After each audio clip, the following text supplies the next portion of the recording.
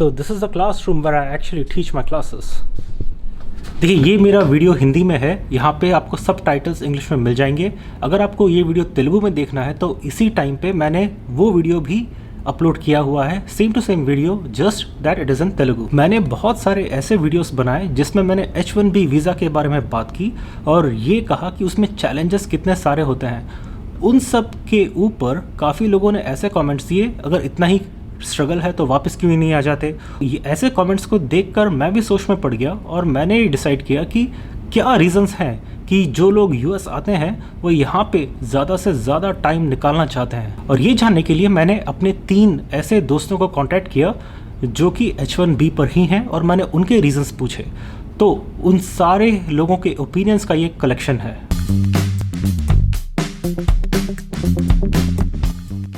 Chaitanya Sambhara, faculty at the College of Business, University of Texas, Arlington. H1B life is full of hassles, no doubt about it.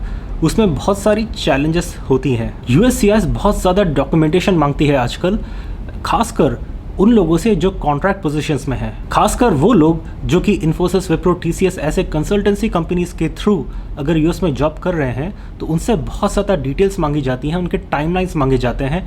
अगर उनके timeline नहीं दिया गया हो उस project पर तो उनका रिन्यूअल या H1B वीज़ा अप्रूव ही नहीं होता है। और अगर आपके प्रोजेक्ट का टाइम अगर 3 महीना लिखा हुआ है पेपर में तो आपको सिर्फ 3 महीने का वीज़ा दिया जाएगा। पहले क्या होता था कि बाय डिफ़ॉल्ट अगर आपने एप्लीकेशन दिया है तो 3 साल का एक्सटेंशन मिल जाता था, लेकिन आजकल बहुत सारे RFEs, रिक्वेस्ट फॉर एविडेंस, आने लगे हैं और कई केसेस में तो सिर्फ 1 हफ्ते का ही एक्सटेंशन मिल पाता है। जब ऐसा होने लगे तो यूएस में रहना एक बहुत बड़ा झमेला है, लेकिन इस झमेले के बावजूद काफ़ी लोग यूएस में ही जितना हो सके उतना टाइम बिताने की कोशिश करते हैं और उसके जो मोस्ट इम्पॉर्टेंट रीजंस जो हैं वो मैं आपको डिस्कस करूंगा इस वीडियो में। ये हैं 15 रीजंस जिनकी वजह से लोग यूएस में ज़्यादा से ज़्यादा रहने की कोशिश में लगे रहते हैं। फर्स्ट रीज़न ये है कि संक कॉस्ट। जब आप यूएस में इतने साल रह चुके होते हैं, आपने इतना कुछ इन्वेस्ट कर दिया होता है इस कंट्री में, तब आपकी पूरी लाइफ एक तरह से सेटल हो गई होती है। उस सब को छोड़कर इंडिया जाकर फिर से स्क्रैच से अपनी लाइफ स्टार्ट करना एक डरावना ख्याल होता है। सेकेंड रीज़न है जॉब लोकेशंस का। देखिए बात यह है कि इंडिया में ज़्यादातर जो जॉब्स हैं वो बड़े सिटीज़ में ही लिमिटेड हैं। अगर आप टेक्नोलॉजी सेक्टर में हैं, the jobs are there in Pune, Bangalore, Hyderabad, ऐसे ही कुछ लोकेशंस हैं जहाँ पर आपको ज़्यादा जॉब्स मिलेंगे। छोटे शहरों में जॉब मिलना बहुत मुश्किल हो जाता है। इनफैक्ट छोटे शहरों में ऐसे जॉब्स हैं ही नहीं।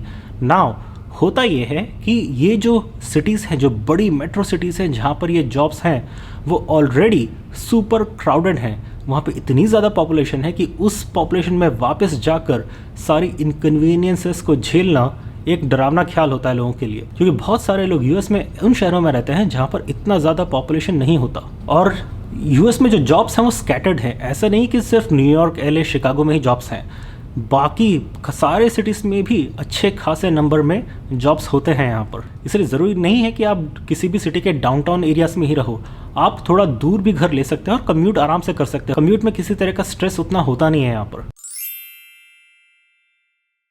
थर्ड रीज़न ये है कि यूएस में बहुत सारी कंपनीज़ हैं, उनकी वजह से आपको बहुत सारे अपॉर्चुनिटीज़ मिल सकते हैं। अगर आपको एक पर्टिकुलर इंडस्ट्री पसंद नहीं आती तो आप आराम से स्विच मार के दूसरी इंडस्ट्री में वही जॉब कंटिन्यू कर सकते हैं और यहाँ पर लेटेस्ट टेक्नोलॉजीज़ भी यूज़ में आती हैं जो कि अभी तक इंडिया में उस लेवल पे नहीं होती। इंडिया में आपके चॉइसेस लिमिटेड होते हैं as compared to the US. खासकर अगर आप टेक्नोलॉजी सेक्टर में हैं तो ज़्यादातर जो जॉब्स हैं वो इंडिया में आउटसोर्सिंग कंपनीज में ही हैं, इन्फोसिस, विप्रो, TCS ऐसी कंपनीज में। इसके बाहर जॉब मिलना ऑलमोस्ट इम्पॉसिबल है, जबकि यूएस में ऐसा नहीं है। यूएस में हर इंडस्ट्री में आपको अपनी पोजीशन के हिसाब से जॉब मिल सकता है। चौथा रीज़न ये है कि पीयर प्रेशर जो होता है वो भारत में बहुत ज़्यादा है यूएस के कंपैरिजन में। अगर आप उतने घंटे नहीं देते हैं लेकिन आपके साथ में जो आपका कॉलीग है वो आपसे ज़्यादा घंटे जॉब में देता है तो उसका प्रमोशन होने का चांस आपसे ज़्यादा हो जाता है। और तो और अगर आप वही एफर्ट देते हैं जो आप इंडिया में देते हैं और यूएस में देते हैं, अगर वो एफर्ट यूएस में एक्सपेक्टेशंस को एक्सीड करता है तो इंडिया में वो एक्सपेक्टेशंस को मीट करता है। लेकिन वो एफर्ट सेम टू सेम है। उसकी वजह से आपको प्रमोशन और अपनी बाकी लाइफ के बीच में चूज करना पड़ जाता है। फिफ्थ रीज़न ये है कि अगर आप अपना इंडिया का जॉब छोड़कर यूएस आ जाते हैं और यहाँ पर काफ़ी साल जॉब कर लेते हैं और आपके जो पीयर्स हैं, जो आपके कॉलिग्स थे जो इंडिया में रह गए थे, वो उसी कंपनी में कंटिन्यू करते हैं, तो वो अपने पोजीशन में काफ़ी ऊपर चले जाते हैं। और जब आपको वापस इंडिया जाना पड़ जाता है तो आप उसी कंपनी में, उसी तरह की कंपनीज़ में आपको जॉब लेना पड़ जाता है, लेकिन आपको उस पोजीशन पे जॉब नहीं मिलता जो कि आपके फॉर्मर कॉलीग्स को मिला हुआ है, जो कि प्रमोशन ले लेकर ऊपर गए हैं। उसकी वजह से आपको अपने जॉब डिजिग्नेशन और रोल में काफ़ी कॉम्प्रोमाइज़ करने पड़ जा सकते हैं। उस डर के मारे लोग कोशिश करते हैं कि यूएस में ही जितना टाइम हो सके हम उतना निकाल लें, बाद में वापस जाएं। सिक्स रीज़न है वर्क लाइफ बैलेंस को लेकर। देखिए, जो ऑफिस में जो जितना काम करना पड़ जाता है वो तो अलग ही है इंडिया में, लेकिन आपको इंडिया में ट्रैफिक में, रोड्स पर भी बहुत ज़्यादा टाइम बिताना पड़ जाता है। यूएस में आपको ट्रैफिक बड़े शहरों में ही मिलता है। फॉर एग्जांपल, अगर आपको न्यूयॉर्क, एलए, सैन फ्रांसिस्को ऐसे सिटीज़ में अगर आपको ट्रैफिक मिल गया तो ठीक है, लेकिन हर जगह, इनफैक्ट ज़्यादातर अमेरिका में आपको ट्रैफिक की उतनी प्रॉब्लम्स नहीं होती जितनी आपको इंडिया में होती हैं। उसकी वजह से आप जल्दी घर जा सकते हैं और आप अपनी फैमिली को भी ज़्यादा टाइम दे पाते हैं, जो कि भारत में करना बहुत मुश्किल हो जाता है। सेवेंथ रीज़न ये है कि इंडिया में कंपटीशन बहुत ही ज़्यादा है।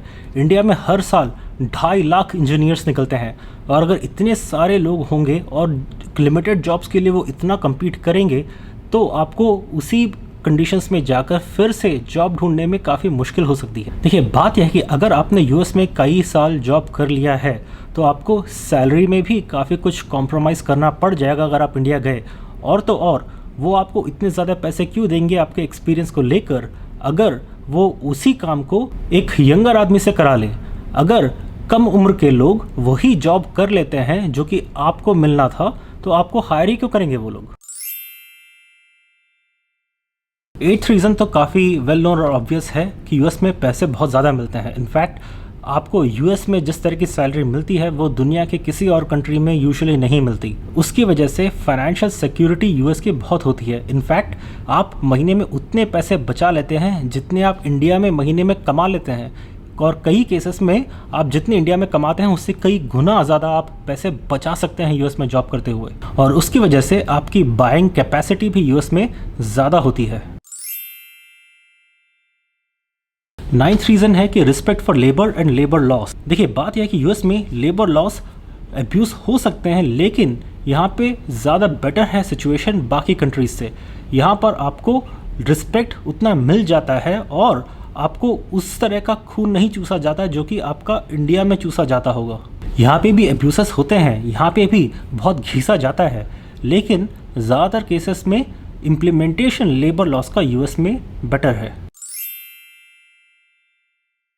10th रीज़न ये है कि यूएस में आपकी लाइफस्टाइल ज़्यादा कन्वीनियंट होती है इंडिया और बाकी कंट्रीज़ के कंपैरिजन में। जो हैसल्स होते हैं, जो भी अगर आपको बिजली का कनेक्शन चाहिए, इंटरनेट कनेक्शन चाहिए, जो भी आपकी ज़रूरतें होती हैं वो बहुत ईजिली फुलफ़िल हो जाती हैं।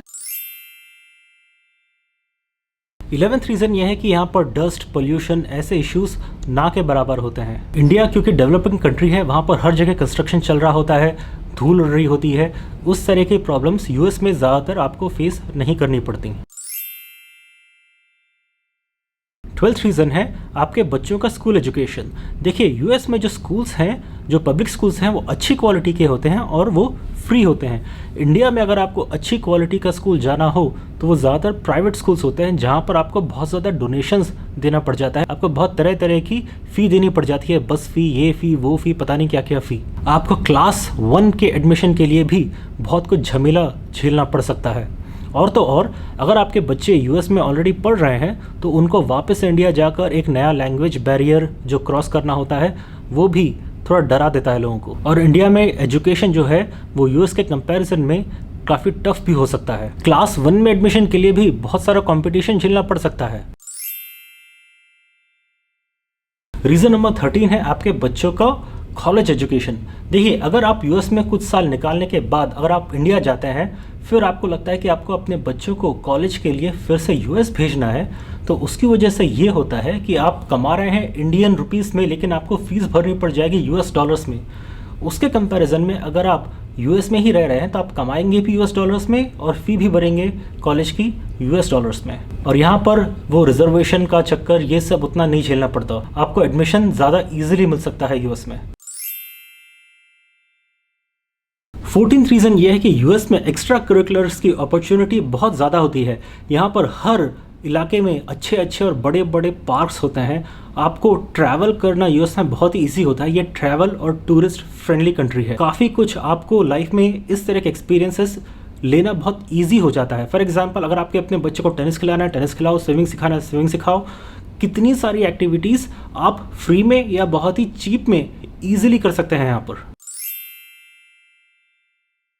और 15th एंड आखिरी रीज़न ये है कि यूएस में एक प्रॉब्लम नहीं होती है, बहुत ही कम होती है। वो प्रॉब्लम है लोग क्या कहेंगे। अगर आप धार्मिक जीवन जीना चाहते हैं तो धार्मिक जीवन जिए, और अगर आपको किसी भी तरह की हरकतें करनी करें, आपको कोई रोकने टोकने वाला कोई नहीं होता। आप जो चाहे खा सकते हैं, जो चाहे पी सकते हैं, जो चाहे पहन सकते हैं, जहाँ चाहें जा सकते हैं। ये उस एंगल से काफ़ी ज़्यादा लिबरल और फ्री कंट्री है। और अगर आप काफ़ी कंजर्वेटिव लाइफ भी जीना चाहें तो भी वो आप आराम से कर सकते हैं, उसके लिए भी कोई आपको रोक टोक नहीं होगी। इन कंक्लूजन, अगर आप यूएस में जॉब कर रहे हैं, जो जॉब होल्डर्स होते हैं वो यूजुअली ट्राई करते हैं कि जितनी देर तक हम यूएस में अपने जॉब को होल्ड करके रखें और जब तक हमें वापस मजबूरी में ना जाना पड़ जाए, तब तक हम अपना टाइम यूएस में रहें और जितना हो सके उतना पैसा बचा लें, ताकि अगर हम इंडिया जाते हैं तो हमें कम मुश्किलें फेस करनी पड़े। लेकिन अगर आपको कोई बिजनेस अपॉर्चुनिटीज़ एक्सप्लोर करनी है तो इंडिया का मार्केट बहुत ही बढ़िया होता है, तो वो लोग काफ़ी प्रेफर कर सकते हैं कि इंडिया जाकर अपना नया बिजनेस खोल लें। तो मैं होप करता हूँ कि वो लोग जो क्वेश्चंस उठा रहे थे कि आप वापस क्यों नहीं आ जाते, वो रीजंस क्या हैं, तो ये रीजंस सुनकर आपको थोड़ी तसल्ली मिली होगी। Thank you for watching. Jai Hind and God bless America.